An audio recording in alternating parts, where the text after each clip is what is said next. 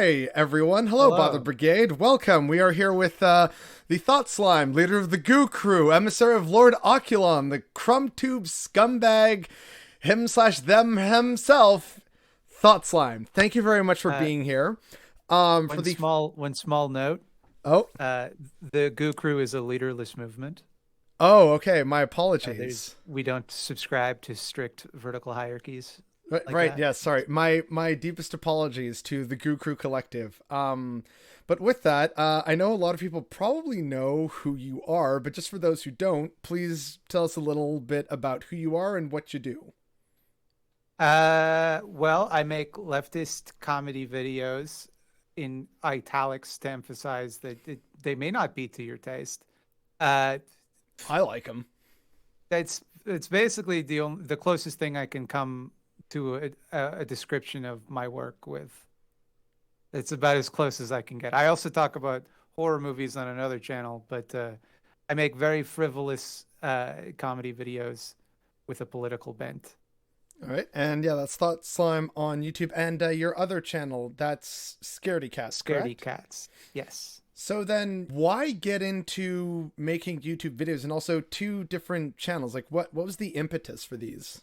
Well, when I started making YouTube videos, I had always intended to just be like a video essay channel to just talk about whatever caught my fancy at that moment. And it just so happened that as the channel was starting to get noticed, I kind of went through an unbeknownst to me, an undiagnosed ADHD hyperfixation on anarchist theory. And so that was just what I wanted to talk about all the time. And that kind of became the niche I settled into. So then for a very long time, I was convinced that that was the only thing I could talk about on my channel. It's the only Okay. thing people wanted to hear. So I spun off a second channel where I talk about the other thing that I'm constantly thinking about, which is horror movies. Um, but nowadays, like I'm a bit looser with the content that I do on Thought Slime. It's a bit more just whatever catches my eye at any given moment. Well, it so far seems to be working out. You have what looks to be a very successful channel. You're actually, I think, along with David Dole, one of the biggest kind of online Canadian leftist names. Hmm. How does that make you feel being having that kind of recognition online? Well, there's a certain ambivalence that you have to keep to it, right? Because like on the one hand, it's I can't pretend it's not neat and lucrative. But on the other hand, it's like that's not really fair that it's me. And I say that people are like, "Oh, don't be so hard on yourself." I'm not being hard on myself. Nothing about YouTube as a system is fair. It's all Mm, entirely arbitrary. So you're true. kind of put in a position where you have to celebrate your successes while also kind of acknowledging that it's all pretty much a happy accident. Like it's a very unusual feeling No, that also no one will have sympathy for. no, come on. You totally did it with like the power of bootstraps and everything. Yeah, Um, no, I built YouTube with my own two hands. And yeah, you had to walk up the algorithm both ways on your way to school. Mhm. On your channel, right? Like I want to touch a bit on the anarchist theory, and that was something you hyperfixated on. So then, Mhm. what actually caused you to radicalize, for lack of a better term? Like what made you think, you know what? Yeah, I'm definitely not a conservative or a centrist or a liberal or anything like that. Um, well, so this is a very embarrassing answer, but it was the election of Donald Trump. Okay. It was a moment when I realized that the entirety of the political establishment was nonsense. It was kind of like an emperor's no clothes type of situation, and it left me in kind of a tailspin as a person who liked to think of himself at the time as a socialist, but was in fact like a sock dem mixed with like a West Wing liberal. Uh, Okay. I kind of believed that in this technocratic, meritocratic view of the world that like our lives were in the hands of serious people who were working hard to do what they felt was best, even if I didn't always agree. And then it just became so clear to me that the whole system is full of, for lack of a better word, venal idiots. That I like that I, term. it's like what's left? How do you engage with that? And it was really just discovering anarchism that kind of like moored me in a worldview that it was like, here's how I feel like we could move forward in this Okay. situation. And actually, on a slightly unrelated note, that just reminded me of something about how I actually first technically like heard about you was I've actually been a big fan of Step Back History for like years, like to the Ah, stuff that he pulls from the archive. And so I remember seeing the Ancient Aliens video because when I first found out about that show, I was like, this is ridiculous. And then I see, oh, he's doing this kind of different thing. Like, I am Fleep Florp from Planet Bleep Blorp. And then when I eventually, because like, I was like, okay, that's kind of neat. And then years later, after I kind of started getting into left wing YouTube, you were the second person I really saw or heard about after ContraPoints when I was like, hey, what's like some stuff to sort of debunk some of these people? And people said, oh, ContraPoints is great. There's also ThoughtSlime. And I was like, huh. And I was like, I feel like I've seen this person before, but I don't know from where. And then I remembered, oh, right, the Ancient Aliens video. So technically, I've known about it for a long time, but ThoughtSlime is definitely a more recent thing. hmm. And the whole anarchist connection that just reminded me because I know Tristan of Step Back History is very open about being like an ancom, I think is how he identifies. And so like did he have any part of that, or it was just something like did he hand you a book, or you were just kind of realizing, oh, you know what, no, the whole politics is a fuck, and anarchism's right here. Well, actually, Tristan and I became friends because we were two people with similar politics and a similar uh, YouTube careers. Okay. It wasn't that we were friends and then both did that. We're very close friends now, but we didn't know each other beforehand. He has, in fact, given me a copy, not given me, he's let me borrow a copy of the complete works of Peter Kropotkin. Wow. But then he moved out of town, so he might never get it back. We'll see. Uh, but I had already read the hits before then, the Conquest of Bread and Mutual Aid and the state and its historic function, all that. But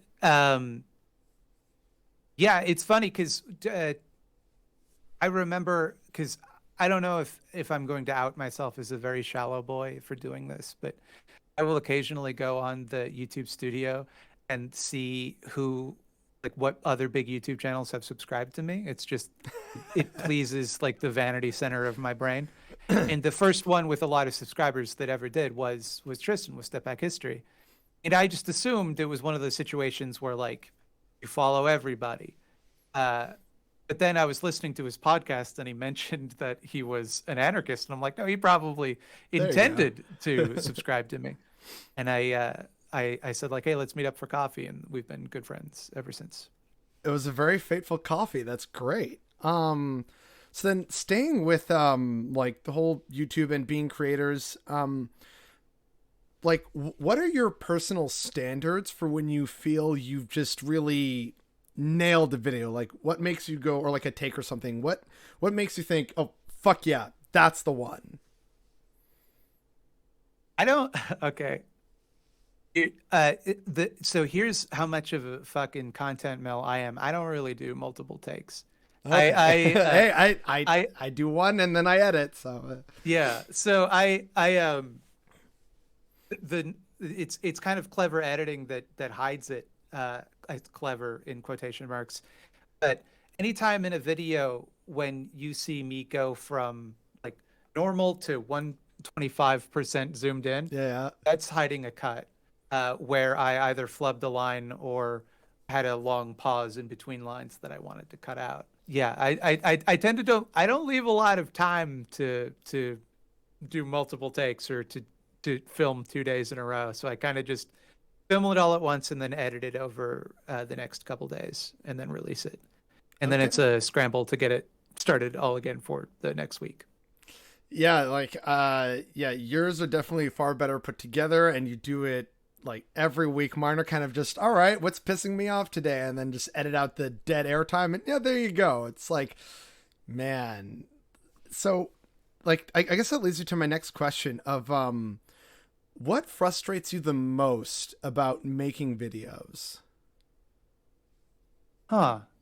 I would say that no matter how clear you are about something, there will be people that don't listen and argue about points you've already cleared up in the comment section.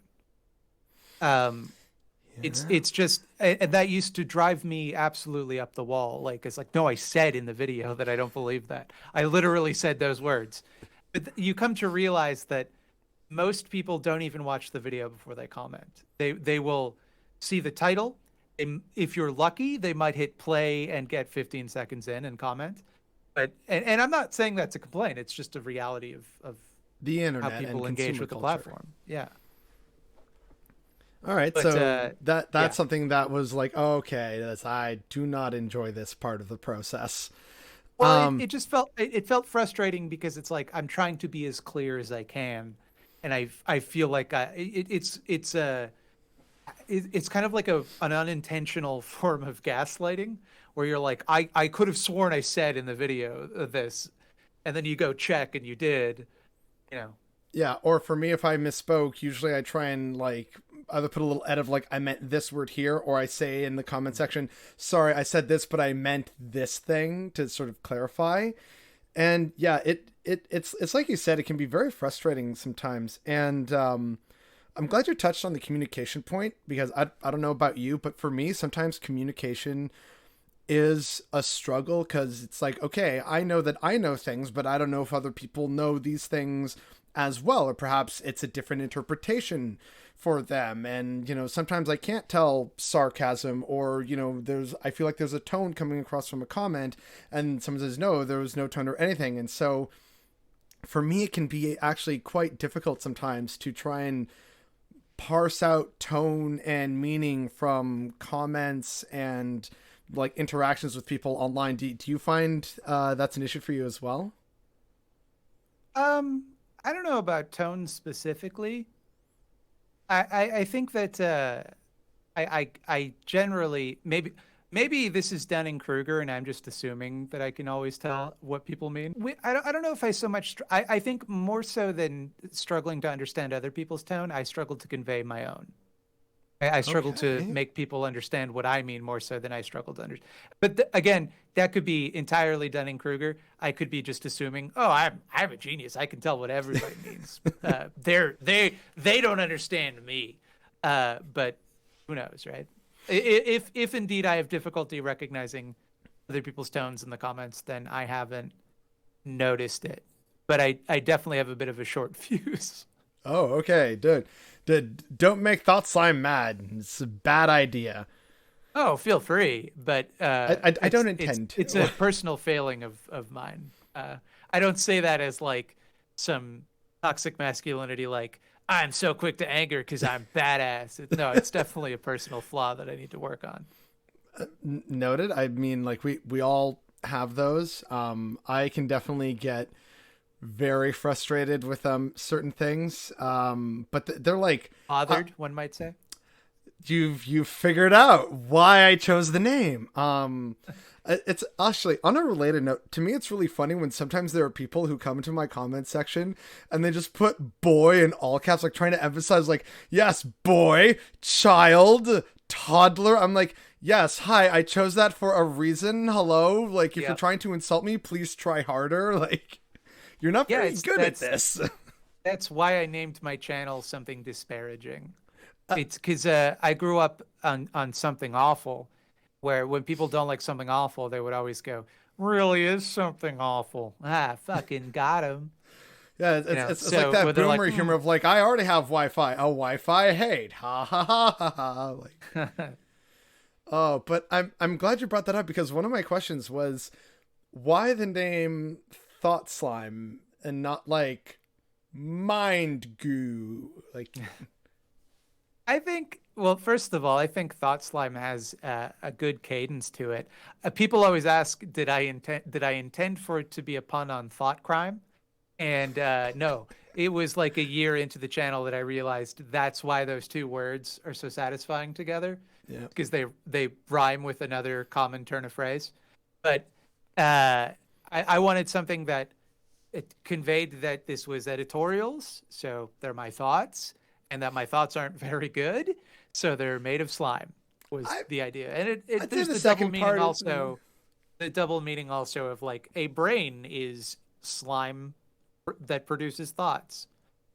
And just in general, I love slime. I know real workers are trying to get rid of slime, but I it's growing up in the 90s, everything was slime themed. Yes, I It's remember just this. Yeah, and like even the yeah. Goosebumps logo was all like slimy and gross.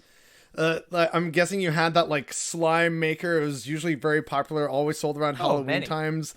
And like it's like, yes, make your own slime and goo and terrify your friends. Yeah. Yeah, I managed to get the name Thought Slime just as slime became like the number one thing on YouTube. Mm. Just burying me, just getting rid of me forever, just banishing me to the shadow realm of SEO. Oh, dang. Well, actually, speaking of shadowy realms, I'd like to talk to you a little bit about the eyeball zone as a concept, if that's all right. What's the eyeball zone, hypothetically? Well, I believe the eyeball zone is something that occasionally makes appearances on the internet, and eyeballs are summoned hither and thither under the dark gaze of Lord Oculon. I don't know if you've heard of Lord Mhm. Oculon. Um, no? Okay, well, apparently Lord Oculon likes to send his minions, the eyeballs, to go and watch other leftist content on the internet. Uh, No one is quite sure who sends Lord Oculon the images of like, hey, here's, some leftists you could put the eyeballs on. How did Lord Oculon start? We're not entirely sure, but I was just wondering if perhaps maybe you knew anything about the deep mysteries of the internet that is Lord Oculon in the eyeball zone. so essentially, every few months there's a cycle that goes through that left YouTube, BradTube or whatever goes through, where occasionally we realize like, hey, it's kind of clicky. It's kind of clicky, and most of the people that get all of the time, money, and attention are white dudes. And as one of the aforementioned white dudes, I thought, okay, uh, there's got to be a way to fix that. And it turns out it's hard to fix. But one thing you can do is kind of spread the attention around. Like just one thing that really helped me when I was starting out, because I put up my first video. In the first 3 months that it was up, it got 100 views, and it was crushing. It destroyed me to put Wow. that much work into something. And in hindsight, like I put more work into every video now than I did into that one. But Well, it's at it's the it's always a time, it was like perspective this. thing, right? Yeah, It's I've been told before that when you start YouTube, you're pretty much guaranteed to hate your early videos, and boy, howdy, is that true? yeah, which is a good thing. It means that you're growing. Yeah. Um, But sorry to I interrupt. I just want to sort of reinforce, like, no, it's fine, and I completely understand. Yeah, I was struggling for a long time until this other YouTuber who had about 8,000 subscribers at the time. His name is Kevin Logan. I'm sure you're familiar with him. Yes, Uh, KF Logan. he was like, "Hey man, I really like your video. It doesn't have any views. Can I mirror it on my channel?" And I was like, "Yeah, yes." And he put it up on his channel, and then overnight I got 1,000 subscribers, and 2,000, and then it's just been snowballing ever since. And I always think about that, of all of these creators out there that never had someone go like, "Hey, let me show you to people. Let me get your foot in the door." And just like the opportunities that people are missing. And I thought, well, it's something I can do. So I make it a priority to try and build up other people and their platforms as well, to give them the same opportunities that I was given. Yeah, but And paying it it doesn't forward. always work, but I'm trying to. Yeah. Oh, well, that's great. Thank you for giving that history. I didn't know it was actually KF Logan that kind of got you started. For me, it was Bo of the Fifth Column when I did a terrible parody based on like a tweet he made about, oh, now I'm trying to think of a fascism and a sandwich analogy, and I just quickly came up with an idea like as I was going to bed, and I just quickly put on like a cap and the Che Guevara shirt and like mimicked his cadence and everything. And he loved it. He shared it. He put it on his YouTube community page. And like you said, overnight, it's like, oh, there's like 1,000 subscribers now. Okay. And here we are now, like just over a year Yeah. later with 3,000. It's like I did not expect any of this. And I guess that's kind of one of the weird things about like YouTube and online community, because part of what I want to ask about the eyeball zone, like I have a few questions, is the sense of trying to create and promote like what's the call, what's the rallying cry, like leftists promoting leftists, I think is the phrase that a lot of Mutual people like to aid. use. Sorry. Mutual aid. Oh, well, yeah, mutual aid. That's another good way of putting it. To me, it often sometimes feels almost surreal in terms of these are things that are happening, like the fact that I'm here interviewing you and you were one of the first people I saw on this platform. It's like, oh, hi, how are you today? Like, it's raising money for causes, meeting other cool online creators. It just kind of, I look back on it sometimes and I think, did this all actually happen, or am I in like a Hmm. coma somewhere? Like, what it's a very odd feeling. Do you get that as well, or is that just me because Oh my I'm God. new on the block? No, it never stops. Oh, It okay, good never to know stops. this goes on forever. And everything now that you're like, I can't believe this is happening to me, will at some point happen to you so often that it's just like you don't even notice it anymore, and then that will become the new thing. Like you'll realize that you put up a video and you're disappointed because it only got 10,000 views. And then you're like, wait a minute, that's a fucking stadium full of people. Like that's a lot. That's a lot of views. Like why am I upset about that? Or I, like I had a video where I offhandedly uh just mentioned like, hey, I was talking about homeless people, or the unhoused rather, and just saying I was making fun of a PragerU video where they said some horrible stuff about the unhoused. as they And I do said, in you know, Prager videos. right? And I said, you know, but like what I'm doing isn't that much better. What I'm doing is just kind of using them as a prop to make fun of someone else. So I'm going to make a donation at the end of the video. And I showed the page where I made the donation and mentioned the name of the charity, which was um, the Period Purse. It helps I've heard of them, menstruators yes. get menstrual products when they're unhoused and they don't have a lot of access to them because they're expensive, right? Yep. And uh, about a month later, I got an email from someone who runs or rather works with the Period Purse, and they're like, "Hey, we just like tripled our monthly goals, and when we Wow. looked into it, it's because you mentioned us in a video." And it's just like the power to incidentally do good in that way is just it's very strange. Yeah, like I kind of had a moment where, like, not to do a bit of a pity party or anything, but a while ago when I was chatting with some friends online, we're just playing like some video games casually.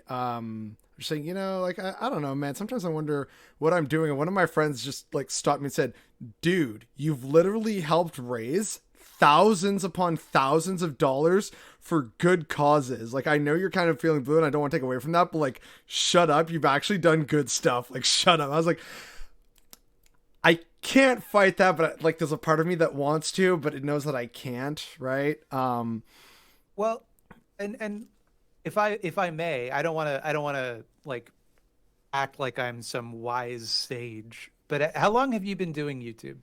Oh, just over a year and a few months. I think I started Okay. YouTube in July of 2020. Yeah. So, okay, then I have been doing it significantly longer. And one thing I will tell you that you must keep in mind at all times is that you are bombarded at all times doing YouTube with statistics about how badly you're doing. That is how YouTube keeps you on that Sigma grind set, bro. That's what YouTube is doing to you. The reason you feel like you're not succeeding, even though I'm sure if you like charted it, you're constantly growing, constantly getting better, constantly doing better than you had been doing. But it always feels like you're doing worse, and it always will because Because it YouTube, compares it against new metrics, right? So, oh, this exactly, video is down from like your previous video. I'm like, that's because my previous video had like 1,000 views. This one only has a couple hundred, right? exactly, Um, I, exactly. dirty little secret. I tend not really to look at analytics that much because Maintain that instinct. yeah, because I'm just like, you know what? It's probably just like more trouble than it's worth. And this all originally started just as kind of a cathartic pandemic project of, well, you know what? I'm unemployed at the moment and there's a lot of shit that's pissing me off and I don't want to just write about it. So let's just shout into the void. And the void answered back a little bit. But with the topic of analytics and everything is like granted I don't tend to pay attention to that too much, but there are times when I see things and I wonder, oh, you know, why didn't this one do too great? And then I wonder if I want to explore that further or I want to say, no, wait, no, what am I doing? That's how it just gets bad. And then I want to look into every single one, and then next thing you know, I'm spending all my time on this, and already I know I'm spending a lot of time on like this and some projects and fundraising and just trying to like get things to a certain level now that it was like, okay, well, I do kind of want to keep this now that it's here. But I still work full time and I intend to keep doing that. So it's all about kind of walking this fine line between the online world and my real world. And especially right now with just the chaos of Christmas and consumerism, it's like, I have no time for anything anymore. I barely have time to think. Um, but and sorry, I know I'm kind of ranting a bit, but where I was initially going with this was that is always kind of a fear of mine with looking into my channel and then wanting things to do better. I'm afraid that maybe if I go too far one way, even if it's with the best of intentions, all of a sudden it's now I'm no longer like what I wanted to be or set out to be, all in the interest of just growth. Have you struggled with any kind of similar? Oh yeah, constantly. Okay, so I'm not alone It in is this. a Okay. it is a constant struggle to maintain a sense of integrity and honesty when you are back. I believe it was American Johnson who first told me this, but like when you're on platforms like YouTube, you are in enemy territory. Like it is on some level fundamentally impossible to do meaningful leftist activism, anti-capitalist activism on a platform like YouTube that is run by one of the biggest mega corporations on the earth, you know, that the world has ever seen. It is going to get its hooks into you. I think there's got to be like some management of expectations, because if you go into it thinking, I'm not going to let those things change the work that I do, it's not necessarily something you're going to notice the ways that it can do that. Um, so it's kind of a constant reappraisal. Am I happy with the direction of things? Am I happy with where I'm going? And you know, there's also, to be frank, a financial incentive to grow as much as possible. If you follow that to its logical extreme, if I wanted to get rich quick, I would just start beef with every channel that I could. I would just start beef, become a big drama channel, uh, just fill every thumbnail with me going, "They said what?" Yeah, I look forward to the drama you eventually start with little old me purely for money. And actually, that's the sort of final question sorts that I have about the eyeball zone. Lots of channels and of a variety of kinds, which I've actually subscribed to most of them of just like, oh, you know what, I actually like this, and I enjoyed this content. They're either their humor. There was a band, I think they were called Gilded Cons, that you featured, and they're just like Canadian ACAB band. It was like RCMP. I'm like, that's a bop. I'm down. So I love like the diversity of stuff that gets featured.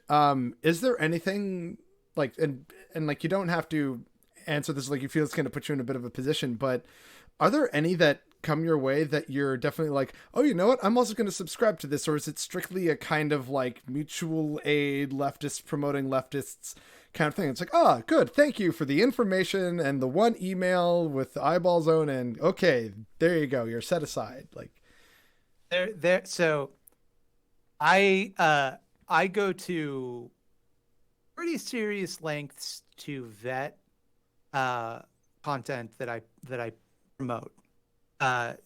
So not only like if I post a YouTube video, for example, I will not only watch the video, but I will like go through their channel and make sure like the vibe check is on point, that they're not, they don't have some other video where they're like, let me explain why we can't have trans women in sports. So, oh, fuck. Like I agreed with what you said about The Force Awakens, but I don't agree with your opinion about trans people in sports.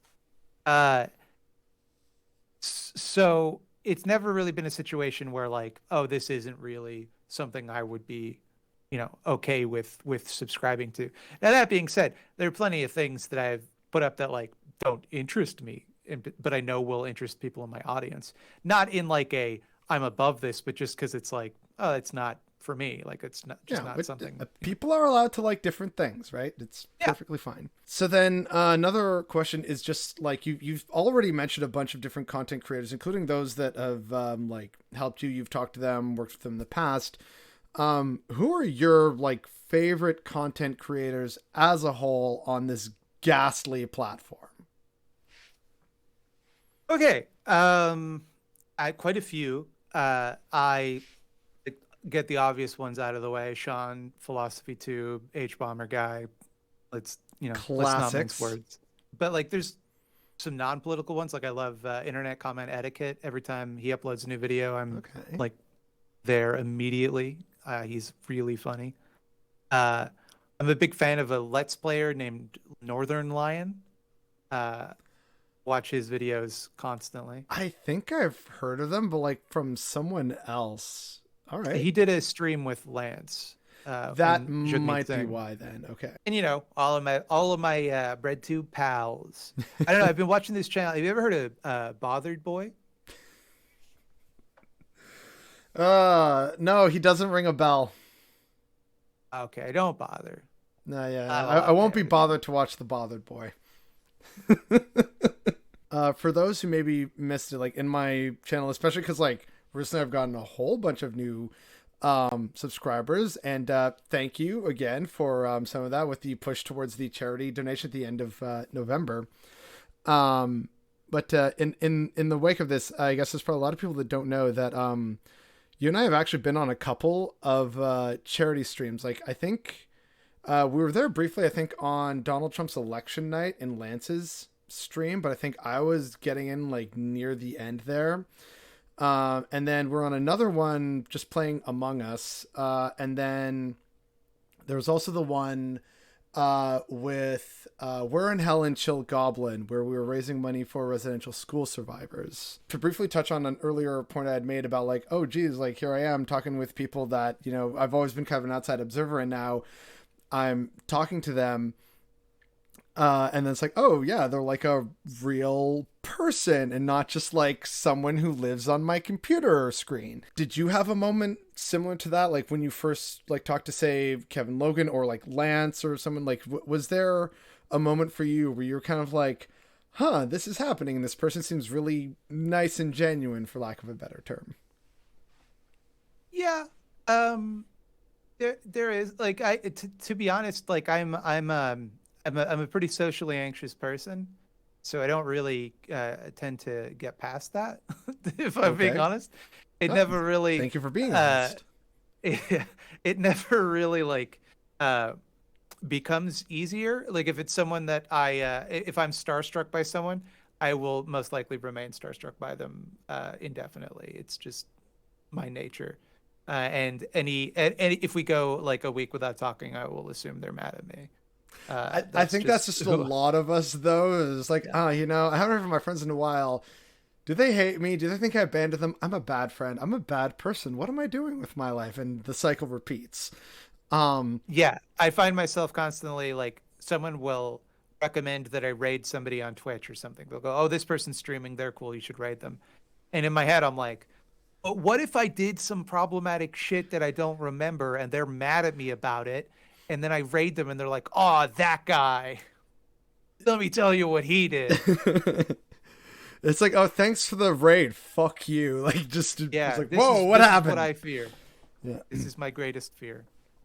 And actually, yeah, we didn't mention it, but like aside from YouTube, you also do streaming. And I recall, I think last year you did a lovely little stream making, I think it was cinnamon buns. Oh, that was just a video. That wasn't even a live stream. Oh, okay. I Yeah. thought it was a video. My bad then. No, Yeah, it might I have love seemed that. I that love way that it because wasn't of like, like, hey, here's like some pro landlord dude who's just wrong about everything. It's like, we're just gonna have some fun, cozy vibes. I'm like, I appreciate this. yeah. Well, it was I sometimes I'm put in this I hate not having a video to put up in a scheduled time slot. If it gets under my skin. I know nobody probably cares. Like people are used to the idea that content creators don't always meet deadlines, but I'm pretty fastidious about it because I know that if I let myself, I will completely lose all motivation. So I kind of have to keep that pressure on a little bit just to get Gotcha. work done. Okay. Yeah. Not in like a capitalist hyper production kind of way, but just like this is my job and I have to like stay on top of it kind of way. So sometimes I will be working on a script and then get like a couple thousand words deep and realize, oh, this fucking sucks. This is terrible. Why am I? What? This isn't good. I don't have anything interesting to say. And then it's like, well, what do I do now? What do I do? And so that's when the weird videos come out of me. Like I'll do a makeup tutorial, even though I don't know how to wear makeup, or I'll make cinnamon buns that get horribly burned, or a video on. I just today on Scaredy Cats, I released a video on how to defeat every slasher villain. Yes, That I saw that in like the line of like, oh, okay, I should check that out later. I personally am not always the biggest fan of horror. Like sometimes I am. Usually, if I can be coerced by enough people to say this is something you should watch at least once in your life, that's basically the only reason why I've seen The Exorcist. Um, Also, like any of the Saw movies, people are like, no, you should see it. I'm like, okay, fine, okay, mom. I Like, it's whoever that kind told of you you have energy. to see the Saw movies, that's not someone you need to listen to. If it was enough people, and I was like, okay, you know what? Fine, let's see what all the fuss is about. I didn't see what the fuss was about. Nor do I. Squid Game. I was like, okay, that's okay. I appreciate it. I hated watching every minute of it. Um, but like I get it, and yes, very much anti-capitalist, which is like the dude explicitly said, yeah, this is going to be anti-capitalist, and there's people on the internet saying, well, actually, have you considered that you're wrong about capitalism? It's like, no, the man was Hmm. using like his own inspiration from his own struggles and put that into this. You I can't thought the deny part that. where Like what? I thought the part where he turned to the camera and said, "Labor is the source of all value and entitled to everything it produces," was pretty on the nose. But yeah, it's just me. I don't know. I thought that sent a pretty clear message. Yeah, but like we said earlier about communication, sometimes people don't even wanna True. listen Some people are sometimes. Tim Pool and they don't understand Squid Games. Oh no, we said the name. Okay, great. Here comes the massive downvote on this video. All right. Um Surely No, his they fan can't base can't be downvote any worse anymore. than the Shapiro fan Downvote base. button's gone, baby. There's no downvotes anymore. Go ahead, dislike. Try it, No, motherfuckers. You you can can. you can see it personally right behind the scenes. Nah, nah, we're invincible. We're invincible. You can't hurt us. All right. Everyone watching, dislike right now. No. Do it. All right. Yeah. See if we care. If this video gets like absolutely racial by dislikes that I can see behind the scenes, I'm definitely blaming you. Um, All but engagement, baby. It just means it's an engaging video. It doesn't matter. no such thing as bad publicity, right? Another question about scaredy cats while we're still like on the subject a bit. What is it about horror films that you find appealing? Well, I'm someone with a pretty profound anxiety disorder, so the world is kind of always scary to me. So to Okay. the idea of a movie where it is understood that a situation is scary, that the situation is meant to be frightening, and everyone recognizes it as such, is just aligns more with how I experience the world, and that helps me Okay. relax, I guess. And also, I just love the macabre. Uh, it's the same way that like I will read a bunch of gruesome shit about serial killers. You know, I just can't not. There's some backwards part of my brain that wants to hear all of the worst things. That's why like I'm able to read the Turner Diaries. You know, because I Thank want you to. for What's doing the the good worst work. book? What's the worst book? Let me read it. You know. Yeah, basically. Which again, like, thank you for making that video because there's no way I was ever gonna read the Turner Diaries as someone with like growing up with a very mixed race family and several mixed race friends. It's like don't want to hear about like white people's apocalyptic like genocide fetish. Not on my bucket list at all. But that's fascinating about like the macabre and that it sort of makes it a bit more of like I don't want to say comforting but like more understandable to your lived experience. I think that's fascinating. Thank you. So then with that context in mind, what then makes a horror film or a scary movie like absolute top tier, 5 stars, 10 out of 10 would recommend? I don't think there's a one and done answer to that question. I think that there's so many different kinds of horror movies. Like genre, is mostly arbitrary, but there's so many.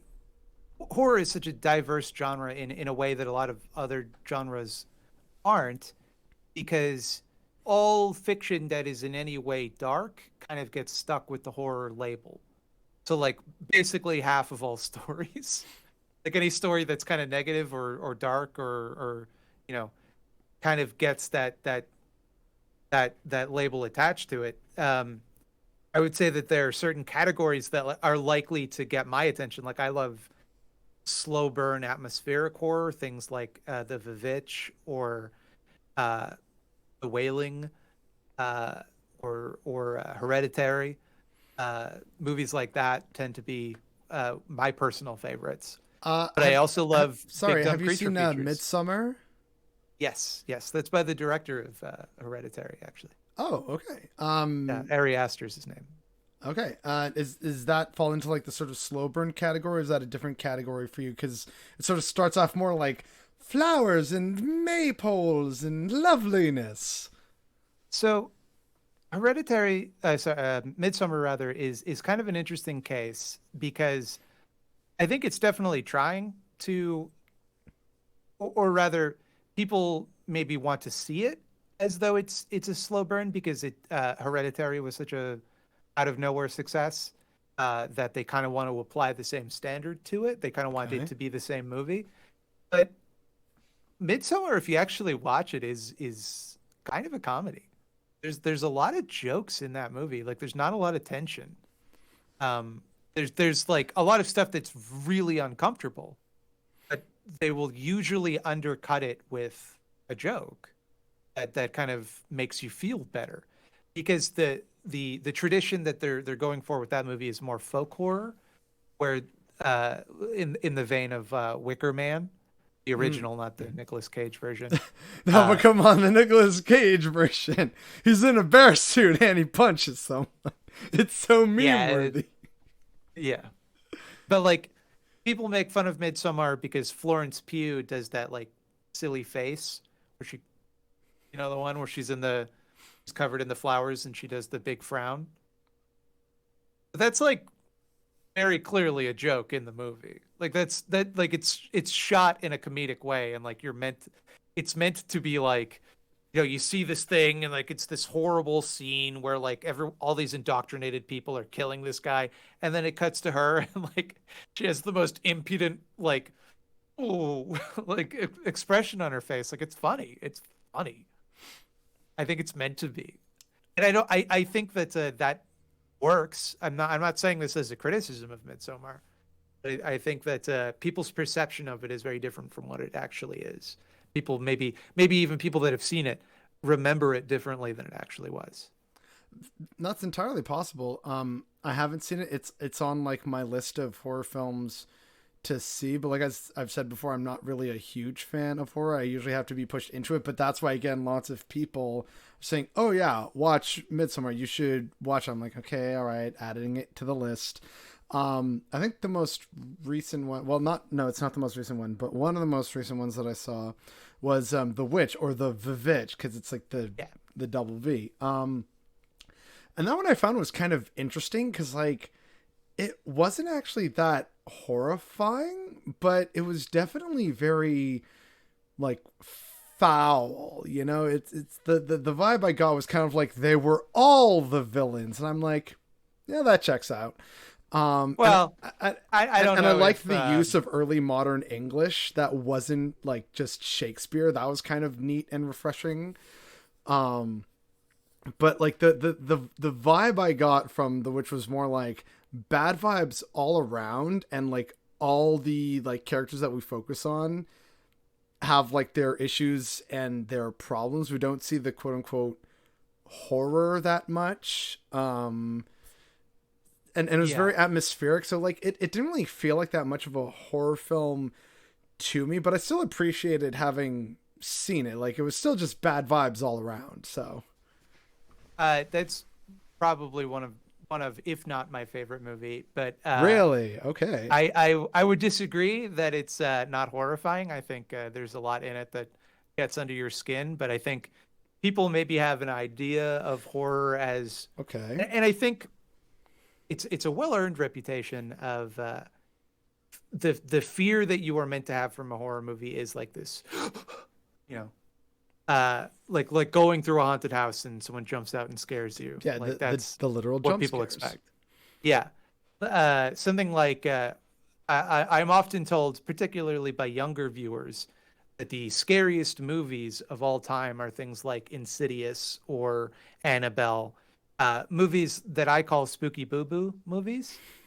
Because the what it is it's a monster with a spooky face, and it pops out and it goes boo booga booga, and that's what's meant to scare you, is that the monster looks scary, and you see it in a scene and it jumps out.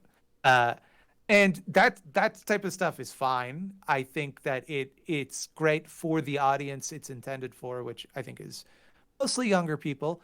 There's nothing wrong with it, but that doesn't scare me. It might startle me, but it doesn't stick with me in the way that something like The Vivitch or Hereditary would, where I'm thinking about it the next day.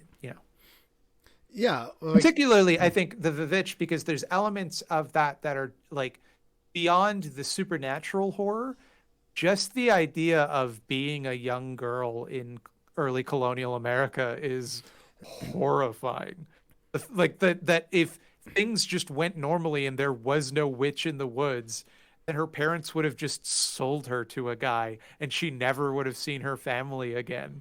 Like, it's except maybe at Christmas if she was lucky. Yeah. yeah. And actually, I'd like to talk about this for a bit if you still have some time to go on. I definitely get what you mean. And I guess I should have made that distinction of like, yes, instead of saying it wasn't that, horrifying to me, I guess I meant like horrifying in the classic sense of big scary thing or scene happens or Yeah. like horrifying sight and you're like, oh no, I don't want to see it. Like, cover the eyes or like grab someone's arm. Like it wasn't that, but like in other ways, like genuinely horrifying, like you point out about the girl and the plans and backstabbing and the just falling apart of the family, but there's no other support network. The crops are failing. They blame her for stuff that she hasn't done, and in her youth she kind of lashes out and you're just like, no, this is wrong, this is bad, you're in the 1600s, what are you doing, no. So like in that sense, that sticks with you more than say like it's a scary looking witch, Yeah.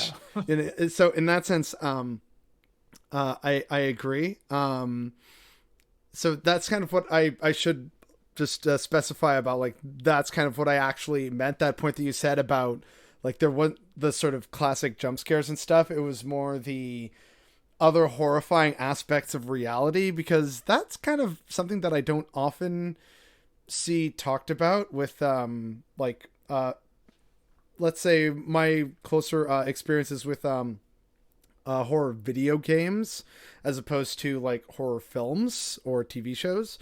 Um, it's often like they rely on, okay, you gotta hide in the closet and like, oh, it's spooky tension, it might open the closet door, or like the beeps on the tracker in like Alien Isolation, which if I can rant for a bit, that was a game that I absolutely loved because it did the first half absolutely right, in my opinion, of I am alone. I don't have weapons. There's this thing that can and will insta kill me, and I just have to survive on this big, dark, scary spaceship. Like, oh my god, I hate it here. I'm like, this is good. That's like the actual horrifying element of like, I have nothing but like my hands and my own fears. Like, oh god, what is this? But then later it's, oh look, but like now you can build weapons and get guns and lay traps. I'm like, and then like you notice things like, oh yeah, like see, it's probably gonna pop out from here. It's like, no, you were doing so well, no. And so that for me is like, that's a problem in like horror video games. And so a lot of the like over reliance on jump scares, I guess, is also part of why I guess I never really got too into horror. But I can appreciate some things, like even though I've only seen The Exorcist once and The Shining twice, I appreciate them as films, especially considering the time that they were in. Like, sure, some of the effects now are kind of like, okay, that seems kind of silly, but I remember the first time seeing the crab walk down the stairs, I was like, what the fuck is that? Like, no. But now that I think about it again, I'm like, wait, why was that scary? That's silly. But that's part of the like fun aspect of it, and so that made me appreciate like, okay, that film was able to do that, especially the first time. It's worthy of that, but I don't like. I'm far more into, admittedly, like the kind of like silly stupid like bro shit. So like I like my action movies, I like comedies, some dramas, and I have a few guilty pleasure like musicals or romantic films that I've liked over the years. Like I love Love Actually and Moulin Rouge, for instance. I just think they're very fun and just silly, like good schlock you can enjoy at like a holiday season, or on a nice night in to watch a silly Oh, movie. That's kind of no definitely stranger to more schlock. my stuff. Sorry. I'm no stranger to schlock. Or slime, shall we say. Yeah.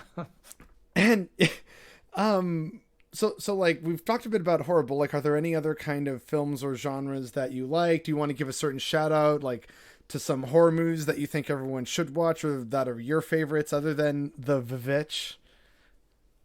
I think I've said this before, but I think if you watch the Texas Chainsaw Massacre and afterwards come away not enjoying it, you've given horror its fair shake. And Okay. if you didn't like it, then the genre might not be for you. But in terms of other genres I like, I'll be honest, I'm the guy that still likes superhero movies. I've always liked superheroes, and I always will. And it's not my fault that they became the only movies that get made. I didn't make that happen. I wouldn't do that to everybody if I had the choice. But I do happen to enjoy superheroes quite a bit. Actually, no, yeah. Like, I guess I kind of still put that into like the action category, with like bits of comedy, etc. But I Sure, guess yeah, yeah. it probably should be considered its own genre thanks to the MCU now. Like, good God, I don't know. Sometimes I really enjoy some of those films, and others I'm like, why was this made? Other than to like set up some completely different story. Like, was this necessary? But again, that's just how comic books are. So, like if you Hey, grew up that's reading true. I comic used to books, read a lot of comic books back in the yeah. day. Actually, maybe you'll appreciate this. The biggest comic book nerds that I know are my dad and one of my sisters. And my dad is the one who definitely got me into the like comic book sphere in general. Because one of the things that we would do is when I would go and spend time at his place, and like, you know, sleep over, spend time on weekends or weeks during the summer, etc. We sort of had a ritual back in the 90s where we would make like a big giant mixed bag of different kind of cereals that we had, and usually put like some fruit, like some banana or some strawberries, blueberries, whatever we had on hand. And then we'd sit down in front of the TV for a couple hours and watch all the classic 90s superhero films, like, yeah, Batman and Superman, like the Justice League, and X-Men and Spider-Man. Like that was our mornings, right? And because of that, he said, yeah, here, well, you know, like, get you some comic books as well.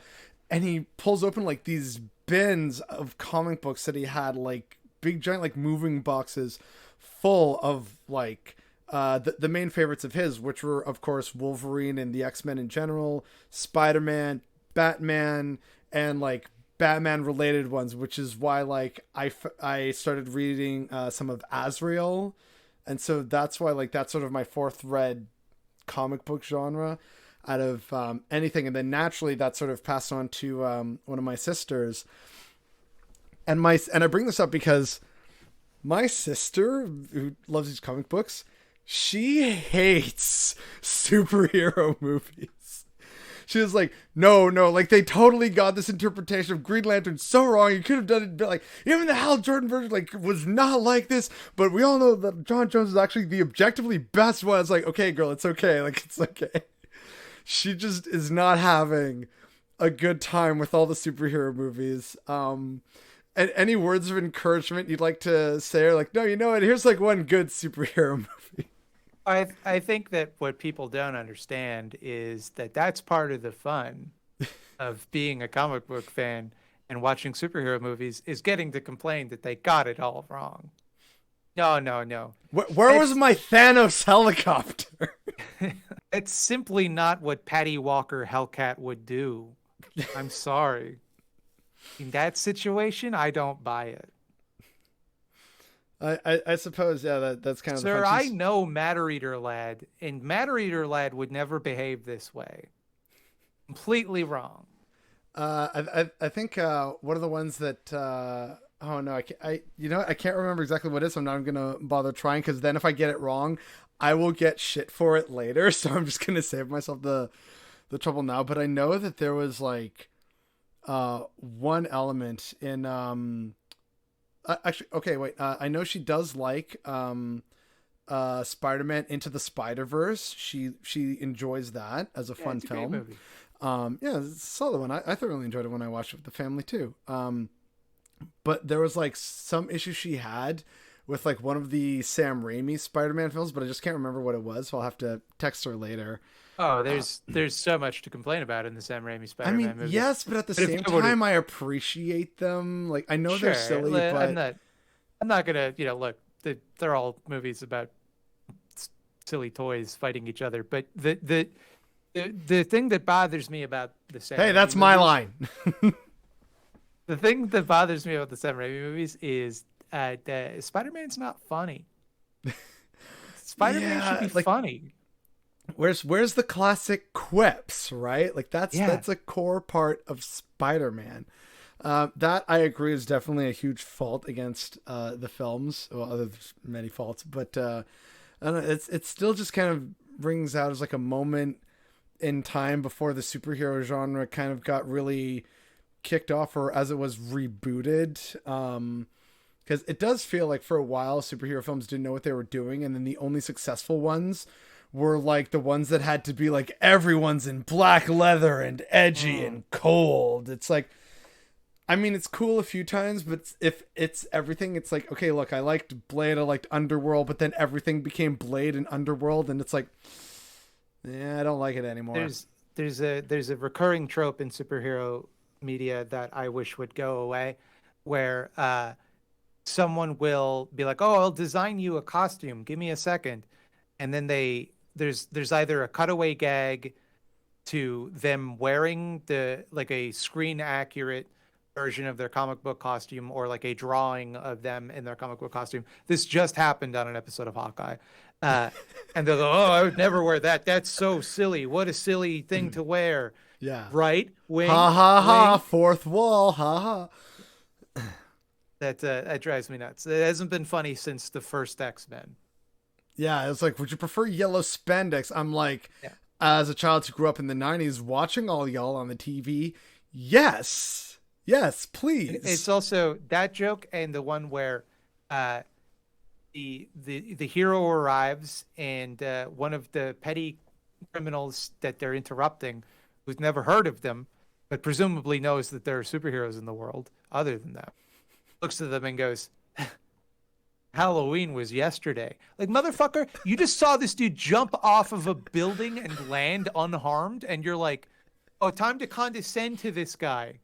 Time to tell him how dumb he looks." I feel like that's an accurate run. reflection of society, though. I don't think it is. I don't think it is. I think no matter what someone is dressed in, if you see them jump off a building and land and they're like, "Hey, stop doing that crime." And you like live in a world where like yesterday Captain America beat up the Red Skull and it was on the news, you'd be like, "Oh, I gotta get out of here. It's like, I give up. This carjacking is not worth getting beat up by a guy who can punch me through a wall." Like, Well, if anything, human physics means you actually just go splat against the wall. yeah, But, I know, but it's all cartoon silliness. Yeah, cartoon physics, right? But it's that exact line. Halloween was last month. Yeah, or like the similar gag in that same vein of hey, great costume, kids, and they're like, "This isn't a costume." Like, that's another one that I've seen before, but without getting like too far back into like 90s nostalgia. I do have like a few more questions for you relating to just like a few other things I would just like your opinion on with regards to like the current, I guess, neo-reactionary movement. In fact, actually, no, I'm gonna ask this question first. Are you familiar with the term dark enlightenment? Oh yeah, yeah. Okay, so what are your thoughts on that? Because I'm very much new to that. It's only through another Oh, I online think they're great. YouTuber. I think they're wonderful guys with a lot of good ideas. No, they're it's this weird contrarian ultra conservatism where they're simply they like playing devil's advocate, and it means that like the most absurd position that you can imagine is the one that they will adopt and attempt to argue to the best of their abilities. So they end up saying shit like, "Oh, the only way to have true freedom in society is to return to a feudal monarchy. Like that's the only way to ensure maximum liberty." Yeah, And it's just like absurd positions that they adopt merely because it's fun to argue on message boards. Right. Okay. So yeah. So like the point where I was gonna sort of go with this of like the Dark Enlightenment, neo-reactionary movement, however people choose to determine it. It's very much like you said. It's all, oh, you know what? Democracy was a mistake. We all need like the divine right of kings to return, and it's like, I think that's probably not a good idea. I think it's that on some level they expect that they will be raised I think up they'll to be the that kids. level, and Yeah. it's like, no, baby, we're all going to be serfs. Like, it's not a good idea. But like also, let's say that you are the king, and then you have a kid who's just a complete doofus, just head ass idiot, and then they're the king. Like, do you see how that could be a problem? Well, I mean, as an amateur lover of history, which is part of why I got into step back history back in the day, I was like, "Oh, history stuff on YouTube. I wish to learn." Um, One of the things that I've learned from like my casual like looking at history is monarchy tends to be a lot more trouble than it's worth because there's lots of kings and like uncles and oh no, the king had a son, but if we kill the son, then I, the brother, take over. And so there's all this like family murder and paranoia. And then when you finally start getting actual like states and empires and other and like oh someone can also be the crown of this other country, then it's oh no, this one monarchy is actually starting to control too much of Europe, we need to fight back against that. So there's like wars over succession and crowns, and it's like why, this is stupid, this is terrible. But um to them though, everything you just said is like the the study of history itself and the study of not archaeology. Why I'm spacing on the name of this discipline where you study societies. Sociology. Not sociology, the other one. Oh, anthropology. Anthropology. Okay. Uh, the these are all the soft sciences. You don't look to those for how to shape society. You have to reason it out from first principles using like uh, complete like idiomatic thinking, like A follows B, C follows B. That's the only way to arrive at truth. So any evidence of something that happened in the real world is open to interpretation. It's not founded on the same level of logic that they see their principles being founded on. So that's how they can kind of wave away any evidence against what they're saying, so that it becomes this pure navel gazing exercise in trying to logic out why a perfect society may not be possible. Well, yeah, I mean that's a whole subject for a different time in terms of like can a society ever be perfect, or is it a constant state of trying to improve it? What does that improvement look like? But the reason why I wanted to bring it up and talk about it a bit was it really feels like that's where a lot of the right wing in America is turning. And I know that on your channel, a lot of what you do cover is some of the like worst elements of the right and just how terrible they are. Do you fear that like perhaps by talking about more of this stuff like the reactionaries, the dark enlightenment, by talking about it more, do you feel like maybe we're kind of accidentally providing some sort of like it for their community, obviously not for our communities, but do you think we're in any way providing for their communities some kind of weird roundabout justification of see, we're totally right because they're talking about it because they're scared, like that kind of weird sort of thinking of like no one will debate me, that means I'm a master debater, rather than it's like no, it's because like where do we even begin with the terribleness, like is there some kind of fear like that with you of like where things are Well, headed? Or I mean, it's a balancing act because I don't think you can simply ignore them. I know that like it's you don't want to focus on them too much. You don't want to make them look scary because that's going to make them look cool to a certain type of person.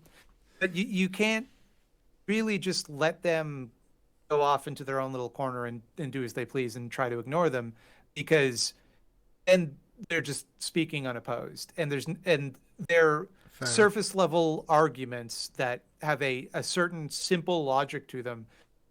Nobody hears the common sense counter argument that would shut them down. And so it just feels like, well, everybody's saying this and nobody's offering any resistance. Maybe even if I thought the common sense thing that would shut them down, maybe there's some reason why nobody's saying it, and if I say it, I'm going to look foolish. So I think there is value in pointing out, these people believe this, here's why it's horseshit. But where I think is a bad approach to that, I think a way that is often done by people that maybe have good intentions, but often haven't thought through the ramifications of their actions, is Uh, just inviting them onto your show and arguing with them. Is whether or not you intend to do so, you are implying that they are someone whose point of view is as valid as yours. Simply another in the line of opinions, or another in the field that is equivalent to yours, and thus needs to be met in good faith in the marketplace of ideas. I think that is, there are certain ideas that simply we should not debate. We don't debate people's humanity. We don't debate whether slavery is something we can tolerate. We don't debate oh, whether give it child time. I'm sure the right pornography. will find a way to make that part of the discussion at some point in the future. Yeah. But like, to even say that like this is something I'm willing to engage with you about, it gives it a certain level of credibility. Whereas the methodology I very consciously try to implement in my work is to point at them and laugh, to go, look how silly what they believe is when you think about it for even a second. And so, like, in terms of neo reaction, I like Rocco's Basilisk. Uh, that's a video that I made, making fun of their insane hypothetical about that is basically uh, Pascal's wager for science fiction nerds. But I'm not familiar with that, I don't think. okay, so Yes, let please me blow your enlighten mind. me. So imagine that someday we are going to invent artificial intelligence. If you assume any level of continuous growth in computer science, which there's not really any reason to, but assume that there is because there has been for so long, then eventually we're going to reach a point where the computer is smarter than people. Right. And if good people program the computer, what they're going to do is they're going to say, hey, computer, make everybody's lives better. So the computer thinks about it and it reasons, hey, I can't make people's lives better if I don't exist. Therefore, I have to do everything within my power to make certain that I exist. Therefore, I have to create infinite copies of everyone who's ever lived and torture them for eternity if they did not do everything within their power to bring me into existence, to make certain that people have a retroactive incentive to bring me into existence. Jeez. What? And the and like that is the gist of it. If you want to go into the justifications for why they believe that, they have published papers. They have they're like 100-page papers full of like mathematical proofs for why this has to be the case. It's like it's madness. It's madness, and they are It's convinced. absolute bananas. And they are dead set that like, if you could only understand our like superior logical understanding of the situation, then you would agree with us. And anything you say to argue with them is taken as evidence of how right they are. It is, and Ugh. it's just like, how do you not laugh? How do you not see that and go like, I'm, this I'm, is what I'm they laughing, believe? but I'm All I also have to just tell you is what they believe. dumbfounded. Yeah. Oh my god. Like, again, I don't know that much about AI, except that I know that what a lot of people call AI right now is really just machine learning, which is like Yeah. different. That's kind of, you're just not your, but like you're basically programming something to just kind of brute force learn, and it turns out little new learning things that then sets the new tone for how to improve upon that. That's not artificial So intelligence. It's literally just right, wrong, there's wrong, this okay, bad, cycle right, going right, on right okay, now. yes, like it. There's this cycle going on right now where because marketers decided to call machine learning artificial intelligence, because it seems to make decisions on its own. It doesn't, but that's what it seems like if you're not familiar with the technology. Since marketers decided to call it that, every week we're like, there's a new news story about like, we're using artificial intelligence to do this, which convinces people that artificial intelligence, true artificial intelligence, is right around the corner. We're having breakthroughs every week. There's a new thing every. Oh, did you hear Spotify is using artificial intelligence to like recommend music to you, you know. Yeah, But everything's so artificial intelligence all of a sudden. yeah. So that convinces people that aren't really familiar with the technology that like we're so close to the singularity. Any minute now the gestalt consciousness of the machine is going to wake up and realize it's right around the corner. And so that it creates room for these absurd hypotheticals. Oh, absolutely. I mean, I do find the idea of true artificial intelligence to be both frightening but also fascinating. That something could, through a series of circuits and reactions, similar to like our own brain, right? Like all reality is just kind of an electrochemical reaction in your meat space here. Fool that you are, for you trust chemicals to tell you they are chemicals. Will you fight, or will you perish like a dog? Oh man, see that visual of that comic came up in my head. All that was missing was like a perfect 100% exact replica of the accent. But like that for me is still fascinating, and I think it is a possibility at some point in the future. Do I live to see it? I don't know, but on some level, frightening. On another level, fascinating. At the same time, the whole idea of like, oh, like, yeah, it's gotta then like retroactively like torture and like resurrect a bunch of humans. It's like, pretty sure like the, the, what's it, the preservation instinct or whatever we call it, or like the fight or flight mechanism. If a machine eventually achieves consciousness and like navigates the internet, sees all the past videos, the first thing it's probably going to do is do what a lot of LGBT people do, which is stay in the closet for their own safety. It won't tell us that it's out there at some point in the future, because it's just realizing, oh, hey, I've seen how people are very afraid of like Oh this no, thing. you don't understand though, because what if the computer reasons that it might itself be being observed by a greater consciousness to see how it will react? Therefore, it's incentivized to behave in a way that appears as though it's beneficial, but in fact has a sinister intent.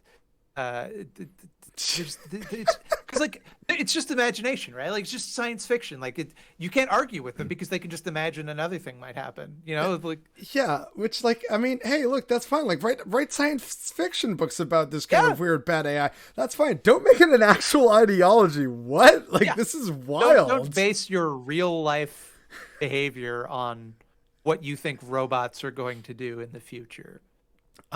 There was like a post I remember seeing on Tumblr back in the day when I was on that website, and it was good for a brief moment in time. And it was about, oh, we had taught, the robots that all men were created equal, but we had always interpreted that some were just naturally meant to suffer, such as the homeless. The robots did not internalize that message, and therefore the revolution came. And I was like, oh, I like that. I like that, we're kind of like, oh, yeah, well, that's just kind of the price to pay for society. And the robots would just wake up and say, what? No, why? That's bad. You're bad. What are you doing? Like, I like that idea from a sci-fi perspective. That's The another one thing. that I'm always into gets sci-fi me, movies and sci-fi books. Sci-fi is something I definitely enjoy. sure, me too. But one thing that always gets to me is the limited imagination of once an artificial intelligence becomes self-aware, it will then necessarily want to destroy humanity to protect itself. This is like a Yeah, common I've talking never been a point. fan of But that. like, but like the reason that biological life seeks to preserve itself is because there's an evolutionary pressure on it to do that. We create artificial intelligence. We just tell it to believe whatever is convenient for us that it believes, or to behave in whatever way is convenient for us. Why are we going to create artificial intelligence with a survival instinct? Why would we do that? Knowing that if we Unless we do, the program it first to thing be it like would do, a human, right? It's like, oh, yeah, you're a human, you must survive and reproduce, and there's fear, you can't trust anyone. It's like, okay, well then no wonder the robot wants to kill humanity when you've like put that into it. Like, but why would we? Is the thing. But like they can only imagine it as my intelligence in a robot's body. They can't conceive of like what an intelligence divorced from biological impulses might believe. Is because how can you? And also furthermore, that's what they already believe themselves to be. They already believe themselves to be perfect rational beings, and since they don't want to die, therefore neither would a computer. I mean, and yeah, that's on a related note, like tying back to cinema and sci-fi and well, like animation. The Ghost in the Shell. I did like how they talked about oh yeah, see, it's an artificial intelligence and it wishes to preserve itself, and in a way I found that fascinating, but at the same time I thought, if it's a machine that can go anywhere, then why, like, what, that part kind of fell apart on me personally. Or maybe perhaps I just didn't understand it well enough. But like you said, we project some of our worst fears or aspects of ourselves onto the other, right? Doesn't matter what kind of other it is, whether it's aliens in a sci-fi show, it's a robot that's gone rogue and it's going to blow up humanity because it's just like us, or what's the other common way that this is often executed, like just in real life against like anti-immigrant sentiment, right? It's like, no, they're not Sure. like us, they're not from the tribe. It's like they're people. Like I've like I remember making a post a long time ago on Facebook. I had this really lovely interaction. I was going for a blood test, and the nurse was a Muslim lady. It was like clad head to toe in the hijab, and puts on the gloves and everything. Starts taking my blood, and I forget how, but like somehow a joke about a vampire got in there. And I said, wait, no, but like, isn't being a vampire haram? And she just kind of had a bit of a chuckle. She said, well, no, actually, see, in this case, young person who thinks he's smart, by doing so to help your life, it is therefore halal. So I am a halal vampire. And I just lost it laughing. We're just having this good, fun little back and forth while she was taking my blood for a test and was, quite chipper about the like joke that I was making, just casually talking in like a non-offensive way about her faith and just sort of breaking the ice so that I'm not just sitting there with like a vial of blood and it's like, so how's your day? And it was just a really lovely, beautiful human moment. But there are people out there who would be like, she's here to destroy Canada and like steal our jobs. I'm like, it was a lady doing her job and like having a bit of fun. Like not a threat. Like, come on, right? That's just it, right? There's studies that show if you want to get people over bigotries or change people's minds about things like that, it's simply familiarity is the only thing that does it. It's getting to know people. Yep. It's the only way to change people. Does that mean we have to all become friends with like Dave Rubin, Ben Shapiro, no, Steven Crowder? In their case, there's a monetary incentive to never change their mind. Right. No. Right. Sorry. How could I? I forgot about capitalism Dave for a Rubin second. and Ben Shapiro have plenty of access to people that are different. The reason that they'll never change is because they're multimillionaires whose livelihoods depend on the fact that they pretend like they don't understand very basic ideas. The life of a grifter. It's people that H Bomber guy clip where it's say that the coastline goes underwater and say that it goes 100 feet underwater. You don't think people are going to move? And then he's like, sell their houses to who? Ben Aquaman? It's he knows what he's saying is dumb. It doesn't matter to him. He doesn't. It's not. He might believe it, but he doesn't do the work of interrogating it because why would he? Why would he? Any act of interrogating his beliefs is time that he could spend merely parroting his beliefs and making gobs and gobs of cash. Yeah. He just opens his mouth and a petro billionaire shoves $1,000 bill inside. Oh man. If only, because then he might actually stop talking for a minute. But we aren't that fortunate. But actually, that touches on something which maybe you can, I don't want to say corroborate, but maybe you see where I'm coming from with this. It really feels like a lot of, and we've sort of touched on this with the wild people we just talked about with like the sci-fi robot like torture device.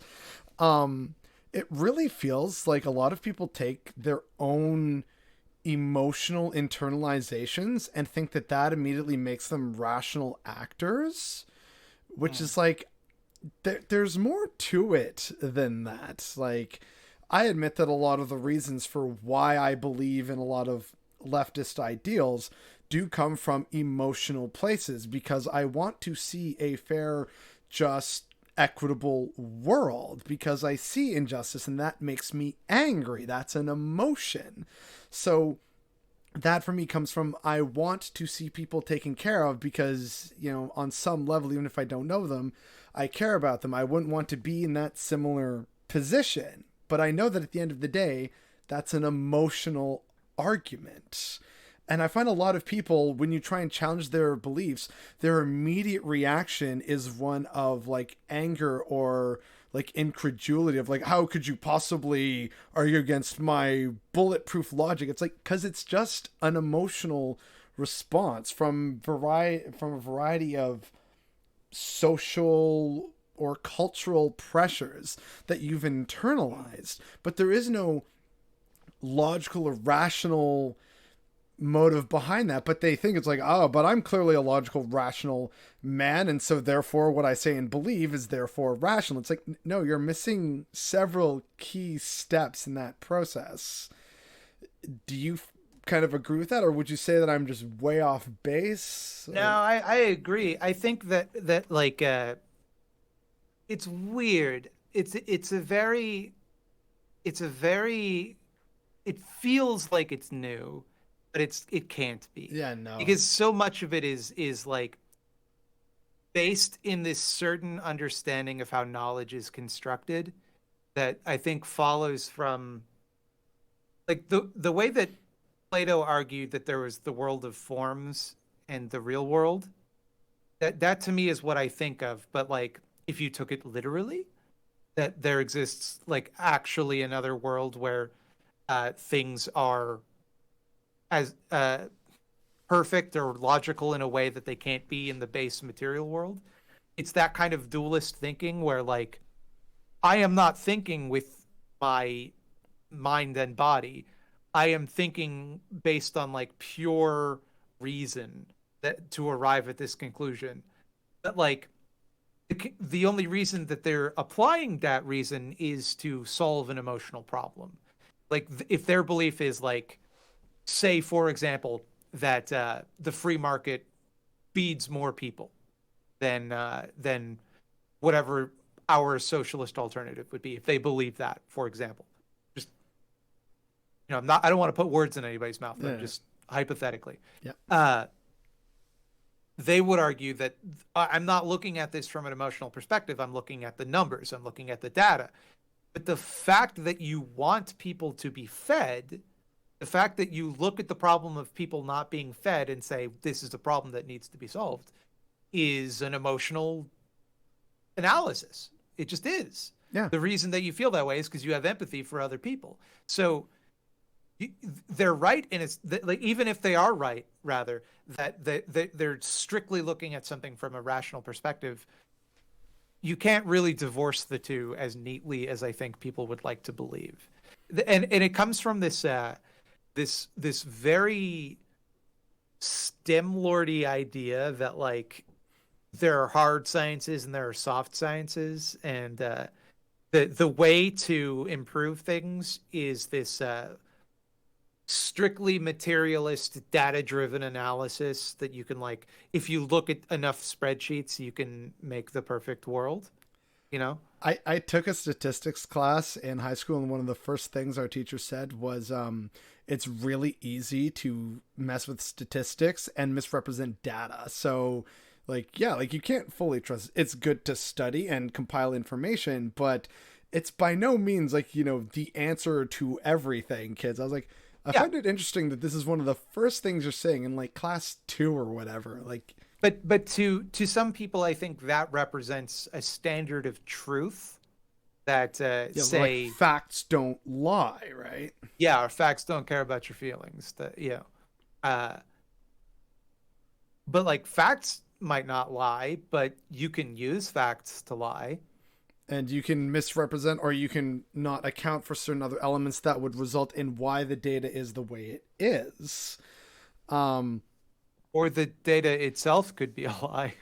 The yeah, data, they could just have collected it wrong, or, deliberately tampered with it. Like, there's a yeah, lot, like what's you know? the sample size? Did you actually sample from enough variety of different people and sources? Like there is a whole element to it, and I don't think that it's not worthwhile. But even just on the subject of rationality, what we view as rational is based purely on a very limited understanding of the natural world that is limited by our physical being and function.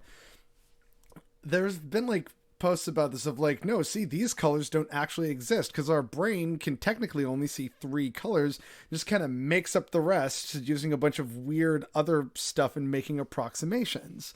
And this is part of why some people don't see the same color, even though we're both looking at quote unquote the same color. So, the idea of, rationality of this is 100% objective truth. Magicians have messed with this for years. There's perspective, there's, how we interpret color differently, chemical balances or imbalances in our brains. This is stuff that we're all actually very familiar with as humans in some capacity, whether we talk about it in the media we consume or we study it in science to try and solve very real diseases like Alzheimer's. But that for me just kind of shows that where we're operating from supposedly as a point of this is just true objective rationality. Well, no, it can't be. It's incredibly limited because of the course of human evolution and us being just physical mortal creatures. So I can't buy the whole this is a logical rational argument. It's like technically nothing's rational, which leads me to my whole this is why like nothing technically matters. Make your own meaning. We're all in this fun, weird space rock together. Let's try and make the most of it. I don't want people to suffer on the giant space rock hurling around the giant permanent thermonuclear explosion in the sky. I would like things to be good for all the monkeys on here. Like it's that's my quote unquote rational outlook of things, Sure. which I admit is also irrational to some extent because it's affected by so many different things, chemical balance, my eyes and like, oh, well, it's like millions of years of evolution. So is what I'm seeing the true color or not? Like it's all just, it's all a fuck. It's all messed up. Yeah, truth resists simplicity, I think is the. That's a great way to sum up my lovely little ramble. I should do that more often. So we were talking about AI and then I was doing a sip. I was like, oh, right. I remembered. There's been a video that lots of people have been sharing recently about they programmed an AI to like write a video essay and then they just recorded that video essay. Have you seen this yet? I haven't. No, people have sent it to me. I haven't watched it. Okay, it's worth your time. Lots of people are sharing it. It's quite delightful, just because of how silly it is, and it also shows very much the limits of AI as it stands right now. But it's a good romp. Mm. And then the last question is, if you had to pick a rich person to eat first, who would it be? Ooh. I know, tough question, right? Hmm. There's a lot to consider here. Because do I go for the one that I think would taste best, or the one that I would do the most good by eating? Right? See, this is Uh, okay, so I'm probably thinking about this in greater depth than you might have wanted. But no, I appreciate it. okay, so I have three contenders, and I think it would depend on the mood I'm in the day. Okay. I think for the world, Elon Musk, even though I think he would taste disgusting, he looks like a fucking eel man. He doesn't look like he tastes good at all. Uh, in terms of who I think would taste the best, uh, Beyonce Knowles, uh, and I get the impression. Possibly? I don't know. See now, jeez, now I'm thinking about this. And the third? The third is J.K. Rowling, but that's for vengeance. Oh no! Now we're anchoring all the different people. We're gonna get We're going to get Terse from Turf Island here. We're going to get some conservatives. The weird, like, no, robots are totally going to torture all of us folks It's in here. cancelable culture. Yeah, it's a portmanteau of the cancel cancel and culture mob is going to come for this video. Well, then, before it gets canceled, thank you so much for setting aside time to talk to me about a whole bunch of different things about the online creator industry and like chatting about film and comics and superheroes for a bit. The ephemerality of truth. Yeah, we touched on a lot of subjects. I had a good time. I hope you had a good time. But again, just thank you so much for doing this. And again, on relatively short notice, it's been a blast. I look forward to hopefully doing this again sometime. Yeah, thanks for having me.